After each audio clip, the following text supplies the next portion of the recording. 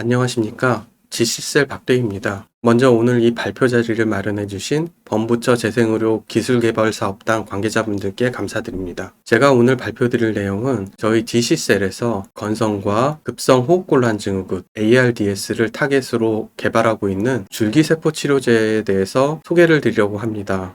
또한 저희가 이 임상 개발 중에 진행하였던 IND 프로세스 과정 중에 저희가 얻었던 교훈에 대해서도 공유드리는 시간을 가졌으면 합니다. 그래서 저희 이번 발표는 첫 번째로 저희 지시셀이라는 회사에 대해서 간단하게 설명을 드리고, 두 번째로는 저희가 개발하고 있는 줄기세포 치료제인 CT303에 대해서 어떤 줄기세포 치료제인지 소개를 드리고, 저희가 건선을 대상으로 해서 진행하였던 효력 시험의 결과에 대해서 간단하게 공유를 드리겠습니다. 이어서 저희가 CT303을 이용해서 급성 호흡곤란 증후군 ARDS를 대상으로 개발하는 과정 중에 저희가 진행하였던 비임상 시험의 결과에 대해서도 공유를 드리겠습니다. 그리고 마지막으로 저희가 IND 과정 중에서 얻었던 여러 가지 경험이라든지 교훈을 갖다가 공유드리는 시간이 되었으면 합니다. 먼저 저희 지시셀에 대해서 말씀드리면, 지시 녹십자 그룹 내에 두 세포 치료제 전문 개발 기업이었던 지시 녹십자 랩셀과 지시 녹십자 셀이 작년 11월에 통합하여 만들어진 통합 법인입니다.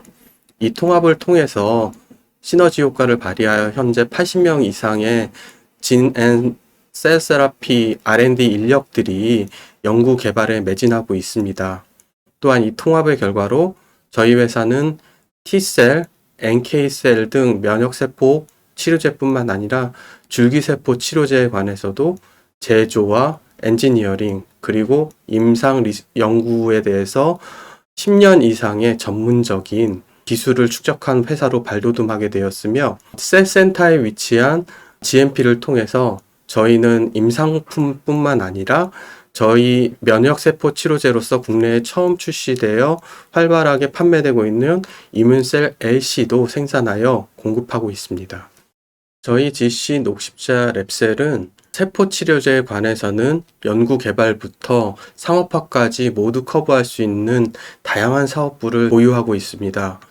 이 중에서 저희는 셀 테라피와 CDMO를 차세대 성장 엔진으로 성장을 해서 저희가 궁극적으로는 세계적인 바이오텍 솔루션 프로바이더로서의 역할을 할 수 있도록 연구 개발에 매진하고 있습니다.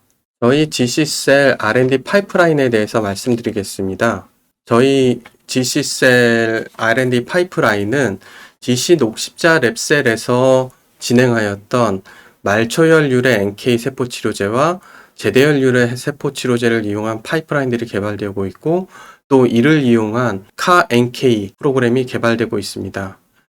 또한 저희는 GC셀에서부터 연구 개발을 지속적으로 진행하고 있는 이문셀 LC 관련 임상과 오톨로거스 메소텔린 CAR-T셀 개발에도 열중하고 있습니다. 또한 저희는 이전에 말씀드린 대로 줄기세포 치료제 파이프라인도 가지고 있는데요. 이 줄기세포 치료제 파이프라인은 알로제닉 MSC를 기반으로 하고 있으며, 말씀드린 대로 건선과 ARDS를 타겟으로 개발하고 있습니다. 현재 임상 1상을 진행 중이고요. 오늘 제가 말씀드릴 내용은 주로 이 줄기세포 치료제에 관한 내용을 말씀드리도록 하겠습니다. 그럼 두 번째로 CT303이라는 세포치료제가 어떤 세포치료제이고, 그 다음에 건선에서의 효력이 어땠는지 동물 실험을 이용하여 테스트한 결과에 대해서 간단히 말씀드리도록 하겠습니다. 먼저 저희의 줄기세포 치료제인 CT303에 대해서 말씀드리겠습니다. CT303은 동종 편도유래 중간엽 줄기세포 치료제입니다. 저희는 이 CT303을 이용하여 자가면역 질환과 난치성 염증 질환을 치료하려고 하였고, 그 결과 저희는 건선과 급성 호흡곤란 증후군을 타겟으로 하여 현재 임상 1상을 진행하고 있습니다. 저희 CT303의 특징은 구강 내 림프 조직인 편도로부터 유래한 중간엽 줄기세포라는 것이고요. 이 중간엽 줄기세포를 이용하여 면역 조절 기능을 증강시킨 줄기세포 치료제가 바로 CT303입니다. 이 CT303은 투여 편의성을 위해서 동결 제형으로 개발되었고 또한 정맥 투여로 개발되었습니다. 동결 제형인 경우에는 24개월 안정성을 목표로 하고 있고 현재 18개월 안정성을 확보하였고 24개월 안정성 테스트를 갖다가 진행 중에 있습니다. 그래서 이 두 가지 적응증에 대해서 저희는 작년 8월과 10월에 IND를 승인받고 연구 개발을 진행하고 있습니다. CT303의 특징에 대해서 말씀드리겠습니다. CT303은 MSC의 마커를 발현하고 있는 전형적인 중간엽 줄기세포의 특징을 보여주고 있습니다. 따라서 MSC의 파지티브 마커를 잘 발현하고 있으며 네거티브 마커는 거의 발현하지 않는 특성을 가지고 있습니다. 또한 동결 제형으로 개발되어 해동 시 세포 생존율이 90%가 넘는 우수한 세포 치료제이고요.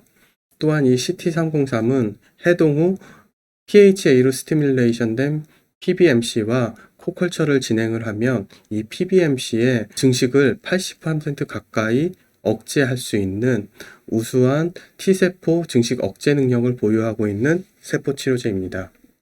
다음으로 건선 질환에 대해서 말씀드리겠습니다. 건선은 만성 자가면역 질환이고요. 보시는 바와 같이 비늘과 같은 패치가 피부에 생기는 병입니다. 이러한 패치는 피부의 작은 영역에서 발생할 수도 있고 보시는 바와 같이 전신에 발생할 수도 있습니다. 이러한 건선은 단순한 피부 질환이 아니라 소리아틱 아스라이티스라고 하는 질환과도 연관이 되어 있고 또한 환자의 심리를 위축시켜서 사회활동을 심각하게 저해하는 특징도 가지고 있습니다. 이러한 건선은 문제가 현재까지는 치료제가 없다라는 것입니다. 물론 이런 피부 상태를 개선할 수 있는 많은 좋은 항체 치료제가 개발되었지만 결국 그 항체 치료제도 평생 맞아야 되는 단점이 있습니다. 따라서 저희는 이 CT303을 이용하여서 좀 더 장기간의 효과를 보일 수 있는 세포 치료제를 개발하려고 하고 있습니다. 저희는 이미큐모드라는 물질을 실험지 등에 도포하여 건선 모델을 제작하고 CT303 효력 시험을 진행하였습니다. 여기 보여드리는 건 저희가 진행했던 많은 효력 시험에서 일부를 공유드리는 건데요.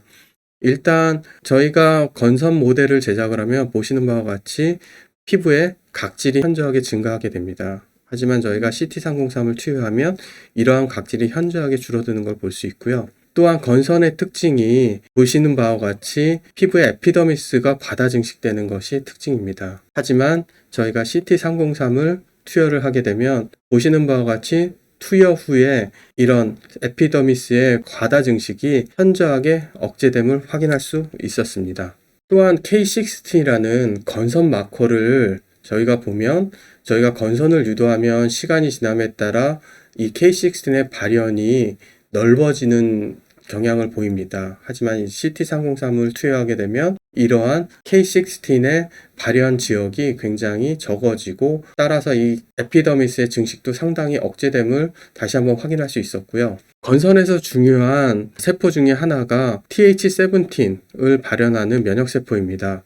이 TH17을 발현하는 면역세포는 건선을 유도하게 되면은 병변으로 리크루팅이 굉장히 증가를 하게 되는데요. 보시다시피 CT303을 투여를 하면 병변으로의 TH17 파지티브 셀들이 유도되는 것을 상당히 억제함을 저희가 확인할 수 있었습니다. 또한 저희는 피부의 mRNA 분석을 통해서 건선에 중요한 여러 가지 사이토카인들의 발현이 어떻게 되는지를 저희가 확인을 하였는데요. 보시는 바와 같이 IL-17이라든지 IL-23 또는 인터페론 감마 같은 건선에 중요하다고 알려져 있는 여러 가지 사이토카인들이 CT303을 투여함에 따라 발현이 피부에서 상당히 유의미하게 억제됨을 확인할 수 있었습니다. 그래서 간단하게 요약해서 말씀드리면 건선은 보시다시피 IL-23를 발현하는 세포, IL-6를 발현하는 세포, IL-12를 발현하는 세포, IL-17을 발현하는 세포 등등등등 해서 다양한 패스웨이에 의해서 최종적으로 건선이라는 피노타입이 발현된다는 것을 알 수 있고요. 이러한 각각의 사이토카인을 타겟으로 하여 다양한 항체 치료제들이 개발되고 있습니다. 하지만 저희 CT303은 앞에서 보여드린 바와 같이 IL-23라든지 IL-17 인터페론 감마 같은 다양한 패스웨이에 영향을 끼쳐서 건선을 억제할 수 있음을 저희가 동물 실험을 통해 확인할 수 있었습니다. 다음으로는 CT303이 급성 호흡곤란 증후군에서 어떤 효과를 보이는 것을 기대하고 있는지 저희가 동물 실험에서 확인한 내용에 대해서 공유해 드리도록 하겠습니다. 일단 ARDS 급성 호흡곤란 증후군에 대해서 간단히 말씀드리겠습니다. 급성 호흡곤란 증후군은 의료 미충족 수요가 굉장히 높습니다. 왜냐하면 치료제가 없습니다. 이 급성 호흡곤란 증후군은 여러 가지 원인에 의해서 발생할 수 있지만 특히 바이러스나 박테리아의 감염에 의해서 발생할 수 있고요. 대표적인 예가 코로나19에 의한 ARDS입니다. 이 코로나19에 의한 ARDS는 코로나19 환자가 사망하시는데 가장 주요한 영향을 주는 병이고요. ARDS의 특징은 치료제가 없기 때문에 굉장히 높은 사망률을 가지고 있습니다. 중증의 경우는 거의 반 정도의 환자분들이 돌아가시는 그런 특징을 가지고 있기 때문에 치료제 개발이 굉장히 시급한 실정입니다. 이런 ARDS는 다음과 같은 특징을 가지고 있습니다. 엑스라이상에 보시면은 ARDS가 없는 건강한 폐는 보시는 것과 같이 굉장히 투명하게 보이는데 ARDS가 발생한 환자의 폐는 보시는 바와 같이 불투명하게 보이는 엑스레이적인 특징을 가지고 있습니다. 이러한 ARDS는 현재까지는 M1 마크로페이지의 액티베이션에 의해서 IL-6나 TNF-알파 같은 사이토카인이 폐포에서 발현이 증가되면서 발생한다라고 알려져 있습니다. 이러한 IL-6와 TNF-알파가 사이토카인 스톰으로 일으키는 중요한 인자로서도 또한 알려져 있는 것도 사실이고요. 이 결과로 보면은 결국은 뉴트로필이라는 면역세포가 폐포로 들어오게 되고 내로 유입이 되게 되고 이에 따라서 폐포에 여러 가지 체액이 가득 차게 됩니다. 그러면서 결국은 폐포의 주요 기능인 가스 익스체인지가 방해받게 되어서 결국은 부종이 생기고 환자분께서 숨을 못 쉬게 되어 돌아가시게 되는 아주 심각한 질병입니다. 그래서 이제 중간엽 줄기세포를 이용을 해서 이 급성 호흡곤란 증후군을 치료하기 위한 시도는 이미 오래전부터 있었습니다. 왜냐하면 중간엽 줄기세포가 면역 조절 능력이 뛰어나고 조직 회복 능력이 뛰어나다는 사실은 옛날부터 알려져 있었고 또한 ARDS 자체가 의료 미충족 수요가 크기 때문에 이 MSC를 이용하여 ARDS를 치료하려는 시도를 그 이전부터 진행을 하였습니다. MSC를 이용한 ARDS의 치료는 이미 오래전부터 시도되어져 왔습니다. 이는 MSC가 가진 뛰어난 면역 조절 능력과 손상된 조직을 회복하는 능력을 이용하여 ARDS를 치료할 수 있겠다라는 그런 가정하에서 진행되었던 여러 가지 실험들인데요. 저희도 이전에 건선 효력 시험에서 CT303의 뛰어난 면역 억제 능력과 손상된 조직 회복 능력을 확인하였기 때문에 저희 CT303도 ARDS 치료에 활용할 수 있지 않을까 하는 가정하에 이 가능성을 동물 실험으로 테스트하게 되었습니다. 저희는 CT303이 ARDS에서 효력을 보이는지 확인하기 위하여 ARDS 동물 모델을 제작하고 CT303을 투여하여 그 효력을 확인하고자 하였습니다. 저희가 LPS를 이용하여 ARDS를 유도하면 폐에 헤머리지가 다수 관찰되었으며 또한 폐에 다수의 세포들이 침윤함을 확인할 수 있었습니다. 더불어 폐에 파이브로시스가 증가함을 마커 염색을 통해서 확인하였는데요. 저희가 CT303을 투여하였을 때는 이러한 증상들이 모두 완화됨을 확인하였습니다. 또한 ARDS에서 중요한 면역세포들이 뉴트로필과 마크로페이지 그리고 Treg인데요.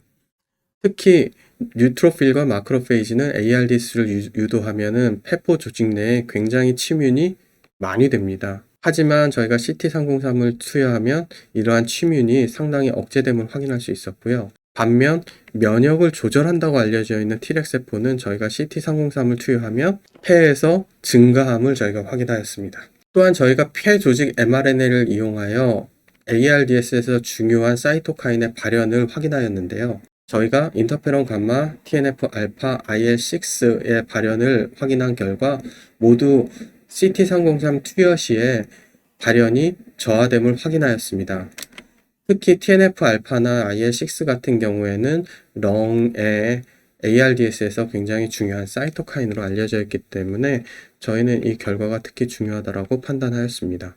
CT303을 이용한 ARDS 효력 시험의 결과를 서머리해서 말씀드리겠습니다. CT303을 ARDS 동물 모델에게 투여하면 저희가 생각하기에는 CT303이 분비하는 PGE2나 PDL1 등에 의하여 IL6라든지 TNF-알파의 발현을 억제할 수 있고, 이와 더불어 폐포로 침윤된 많은 뉴트로필들의 침윤을 억제할 수 있다라고 생각하고 있습니다. 또한 KGF나 엔지오텐신 1 등의 발현으로 인해 CT303은 손상된 폐포 조직을 복구하는 데 도움을 주지 않을까 생각을 하고 있습니다. 이러한 결과를 바탕으로 하여 저희가 ARDS에 관한 임상 1상을 진행하고 있고요. 하지만 이런 동물 실험 자체가 끝이 아닙니다. 이거는 이제 시작일 뿐이고요. CT303이 실제 환자에게 건선 질환이나 ARDS 질환을 치료하는 데 도움을 주는지는 실제로 임상을 통해서 확인해야 될 내용이고, 이거는 아마도 긴 여행이 되지 않을까 생각하고 있습니다. 그럼 마지막으로 저희가 건선과 ARDS IND 프로세스 과정 중에서 저희가 얻었던 교훈들에 대해서 공유하는 시간을 가졌으면 합니다. 저희 CT303을 이용하여 앞에서 말씀드린 대로 건선과 ARDS에 관해서 작년 8월과 10월에 각각 임상 1상은 승인받고 현재 임상을 진행 중에 있습니다. 저희 임상 개발 과정의 특징을 말씀드리면, 저희는 개발 초기부터 두 가지 타겟에 대해서 동시에 IND를 준비를 하여서 IND 프로세스의 효율을 높일 수 있었습니다. 또한 규제기관인 식약처와의 긴밀한 커뮤니케이션을 통해서 저희가 IND를 지연 없이 진행할 수 있었다라고 생각하고 있습니다. 또한 첨가법에 의해서 새로 진행되어야 되는 장기 추적 검사 계획을 IND를 승인받고 나서 바로 제출하고 이에 대해 승인을 받아서 저희가 임상 진행을 차질 없이 진행할 수 있도록 하였습니다. 다음으로 IND 패키지 항목별로 중요한 포인트나 경험에 대해서 공유 드리도록 하겠습니다. 첫 번째로는 공여자 적합성 검사입니다. 공여자 적합성 가이드라인은 최근에 개정되어 시험법이 강화되었습니다. 따라서 최신 버전을 이용하시는 것이 좋을 것 같습니다. 그리고 셀과 티슈를 이용하여 줄기세포와 같은 생물학적 의약품을 만드는 경우에는 식약처의 허가가 필수적입니다. 그리고 CTD 문서에 세포의 기원이라든지 어떻게 수집되었고 어떻게 처리되었는지에 관해서 잘 기술하셔야 됩니다. 또한 식약처는 스타팅 머터리얼로서 세포 은행을 설립하는 것을 권고하고 있습니다. 또한 로우 머터리얼에 관해서는 GMP나 또는 그보다 높은 등급의 머터리얼 사용을 권장하고 있고요. 하지만 어쩔 수 없이 리서치 그레이드를 사용하는 경우에는 오리진이라든지 세이프티에 관련된 어디셔널한 인포메이션을 식약처가 요청할 수 있습니다. 따라서 이런 정보를 제공할 수 있는 큰 회사 제품을 사용하시는 것을 추천드립니다. 또한 애니멀이나 사람 오리진의 물질을 사용하시는 경우에도 세이프티에 관련된 추가 정보를 갖다 요청할 수 있기 때문에 이 역시도 이런 것을 제공할 수 있는 회사의 제품을 이용하시는 것이 중요하다고 생각됩니다. 또한 식약처는 임상품을 제조하는 데 있어서 중요한 물질들에 관해서는 입고 검사를 셋업하도록 레커멘드하고 있습니다. 다음으로 세포 은행에 대해서 말씀드리겠습니다. 세포 은행의 특성 분석에 관련해서는 최근에 가이드라인이 마찬가지로 개정이 되었습니다. 따라서 새로운 가이드라인을 참고하시면 될 것 같은데요. 가이드라인에는 어떤 특성 분석을 해야 될지가 잘 나와 있습니다. 하지만 구체적으로 어떤 테스트를 해야 되는지에 관해서는 정보가 부족할 수도 있기 때문에 시험을 담당하는 CRO와 협의를 한 후에 식약처와 각 테스트 항목에 대해서 다시 한번 컨펌을 받으시는 것을 추천드립니다. 그 세포은행의 스테빌러티 테스트에 대해서 말씀드리겠습니다. 스테빌러티 테스트에서 세포은행의 스테빌러티 테스트 항목은 드럭 프로덕트, 즉 DP의 테스트 아이템을 사용하는 것을 권장하고 있습니다. 일단 그리고 세포은행의 스테빌러티에서 일단은 가장 중요한 것은 셀 바이어빌러티고요. 그 다음에 WCB나 DP 같은 경우를 생산하거나 만들 때 진행한 특성 분석을 이용을 해서 MCB 같은 경우에는 스테빌러티 자료로 활용할 수도 있습니다. 하지만 MCB 같은 경우에는 장시간 이용하지 않는 경우가 있는데요. 이러할 경우에는 스테빌러티를 테스트하기가 곤란한 경우가 있기 때문에 주기를 설정해서 테스트하는 걸 권장을 합니다. 그래서 이 주기는 짧은 게 아니고 5년이나 10년 정도 주기로 MCB의 스테빌리티를 테스트하면 되실 것 같습니다. 다음은 CMC에서 DSDP 파트에 대해서 말씀드리겠습니다. Manufacturing Process는 CTD 포맷을 사용하여 기술하시기를 권장드립니다. 퀄리티 컨트롤의 경우는 가이드라인에 잘 기술되어 있습니다. 가이드라인에 따르면 다양한 항목들에 관해서 어떤 항목을 테스트해야 되는지에 관해서 잘 기술되어 있는데요. 이 중에서 확인, 순도 여과는 프로덕트에 따라서 달라질 수가 있기 때문에 필요할 경우 셋업을 하셔야 됩니다. 특히 이 중 여과 테스트 같은 경우에는 초기 임상에서는 꼭 필요로 하지 않습니다. 하지만 후기 임상에서는 여과 테스트를 반드시 셋업해야 되기 때문에 여과를 테스트할 수 있는 여러 후보들을 설정하셔서 초기 임상부터 여과 설정의 기초자료를 모으시는 것이 중요합니다. 또한 인하우스 테스트를 설정하신 경우에는 메소드 퀄리피케이션이 꼭 필요합니다. 이는 QC 메소드에 관한 풀 밸리데이션 개념은 아니지만 그래도 최소한 메소드가 적합한지는 확인하셔야 됩니다. 그리고 컨테이너나 클로우즈 시스템 같은 경우에는 COA나 COC를 제공하면 되고요. 여기서 또 하나 중요한 점이 Aseptic Process Validation, 묵은 공정 밸리데이션입니다.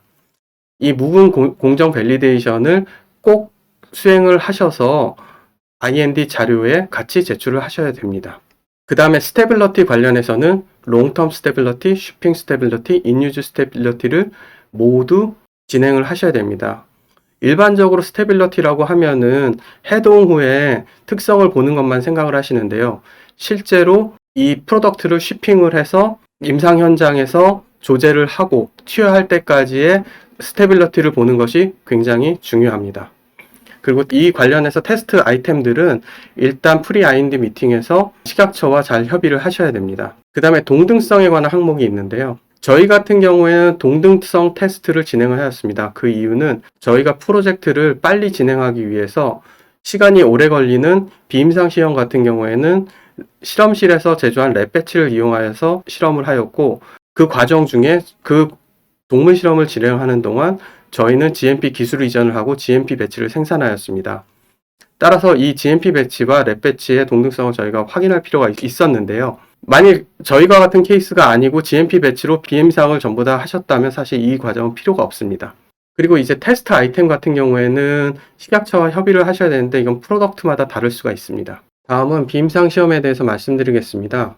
효력 시험 같은 경우에는 다양한 도즈와 그 다음에 임상시험에 있어서 수행할 반복 시험 횟수를 고려하여 독성 시험과 임상 프로토콜에 잘 매치될 수 있도록 디자인되어서 진행되어야 합니다. 또한 동물 효력 시험 같은 경우에는 적절한 모델을 선정하여 식약처와 협의를 통해서 동물 효력 시험을 진행하여야 됩니다. 반복 시험 독성을 수행한 경우에는 다네티어 독성 시험이 면제될 수 있습니다. 유전 독성 같은 경우에는 임상품 자체가 DNA나 크로모점과 직접적인 인터랙션이 없다라고 한다면 면제될 수 있습니다. 생식 독성 같은 경우에는 임상품이 분포 시험에서 생식기에 위치하지 않는다는 것이 확인이 된다면은 꼭 진행하지 않으셔도 될 수 있습니다. 튜머로제닉 스터디 같은 경우에는 일반적으로 6개월 이상 요구됩니다. 그래서 MSC 같은 경우에 6개월 정도 팔로우업이 필요하고요. IPS나 ESC 같은 경우에는 1년 정도의 팔로우업이 필요합니다. 근데 실제로 진행되는 시간은 조직 분석이나 이런 것이 필요하기 때문에 MSC 같은 경우도 9개월 이상의 시간이 필요합니다. 그 다음에 면역 독소 같은 경우에는 MLR 실험을 진행하시면 됩니다. 다음은 식약처와 어떻게 커뮤니케이션을 했는지에 관해서 말씀드리도록 하겠습니다. 식약처는 모든 민원인을 대상으로 해서 무료 컨설팅 서비스를 한 달에 2번 제공하고 있습니다. 이 무료 서비스를 식약처 민원 상담이라고 하는데요. 이 식약처 민원 상담에서 가장 중요한 거는 미팅 머터리얼을 일주일 전에 잘 준비하셔서 서브미션을 하셔야 된다는 겁니다. 그래야지만이 제한된 시간 동안 많은 이슈들을 효과적으로 클리어할 수 있습니다. 또한 두 번째로는 프리 IND 미팅이라고 그랬는데요. 이것은 식약처 사전 검토입니다. 영어로 쓰다 보니까 식약처 사전 검토를 프리 IND 미팅 패키지라고 말씀드렸는데요. 이거는 식약처의 공식적인 프로세스고요. IND를 공식적으로 서브미션 하기 전에 되도록 많은 머티리얼과 소스 다큐멘트를 모아서 IND 형식으로 작성을 하여서 사전 검토를 요청하게 됩니다. 그러면 식약처에서는 30일간의 포멀 리뷰 기간을 갖게 되고요. 실제로 이 IND 패키지에 관해서 오피셜 리스판스를 받게 됩니다. 그리고 이런 오피셜 리스판스는 실제 IND 리뷰할 때 중요한 자료로서 활용될 수 있습니다. 그 다음에 마지막으로 IND 리뷰인데요. IND 리뷰는 IND 사전 검토와 마찬가지로 30일간의 워킹데이가 필요하고요. 이 리뷰 기간 동안 이제 아무것도 안 하시면 되냐, 그건 아니고요. 식약처가 계속해서 여러 가지 추가 자료에 대해서 계속 요청을 하게 됩니다. 이럴 경우에는 지연 없이 최대한 빨리 자료를 준비해서 제출을 하셔야지 IND에 지연이 없습니다. 네, 요약해서 말씀드리면 성공적인 IND를 위해서는 활용할 수 있는 모든 오피셜한 시스템을 이용하여 액티브하게 식약처와 커뮤니케이션 하는 것이 가장 중요합니다. 그를 위해서는 가장 중요한 게 미팅 머티리얼을 아주 잘 준비하는 것이 중요하고요. 그리고 이 잘 준비된 미팅 머티리얼을 일주일 전에 제공을 하여, 최소 일주일 전에 제공을 하여 식약처에 계신 분들이 충분히 리뷰를 하고 미팅에 나오셔서 효과적으로 미팅이 진행될수록 하는 게 정말 중요합니다. 또한 한 가지 말씀드릴 거는 식약처가 생각하는 IND 도큐멘트에 대한 기대는 계속 높아집니다. 결코 낮아지지 않습니다. 그래서 이전에 어떤 회사에서 이 정도면 됐다라고 하더라도 식약처는 더 많은 것을 요구할 수 있습니다. 그리고 마지막으로 IND 패키지를 준비하고 IND를 승인받는 것은 또 좀 비싸다고 생각할 수 있는데 그보다 더 비용이 많이 드는 것이 임상입니다. 그렇기 때문에 더 비용이 많이 드는 임상을 효율적으로 활용하기 위해서 IND 패키지를 잘 준비하는 것이 중요하다고 생각합니다. 감사합니다.